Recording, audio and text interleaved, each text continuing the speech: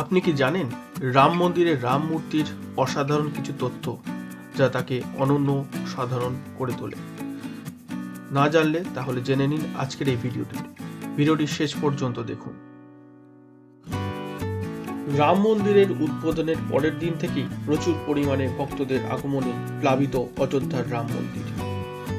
এখন সরকারিভাবে বলা হয়েছে এক্স তালিকাভুক্ত বৈশিষ্ট্য যা রাম মূর্তিকে অসাধারণ করে তোলে।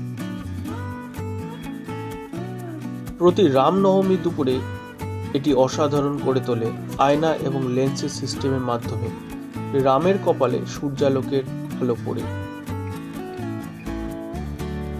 এটা পরিবেশ বান্ধব পদ্ধতিতে তৈরি করা হয়েছে। এখানে কোনো ইলেকট্রিসিটি বা ব্যাটারির প্রয়োজন নেই। রামের মূর্তির চারিদিকে ভগবান বিষ্ণুর 10 অবতারকে স্থাপন করা হয়েছে। ভগবান শ্রী হনুমান এবং অন্যদিকে গরুড় দেবতাকে শ্রীরাম মূর্তির দুদিকে স্থাপন করা হয়েছে। যে পাথর দিয়ে রাম মূর্তি তৈরি করা হয়েছে তা 2.5 বিলিয়ন বছরের পুরাতন কালো পাথর, যা কর্ণাটক থেকে আনা হয়েছিল।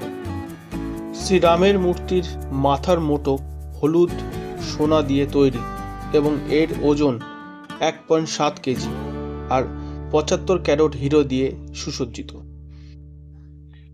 ভগবান শ্রীরামের মূর্তির কপালের তিলক 3 ক্যারেট হীরে দিয়ে তৈরি এবং এই তিলকের চারপাশে ছোট ছোট 10 ক্যারেট হীরে দিয়ে ঘেরা।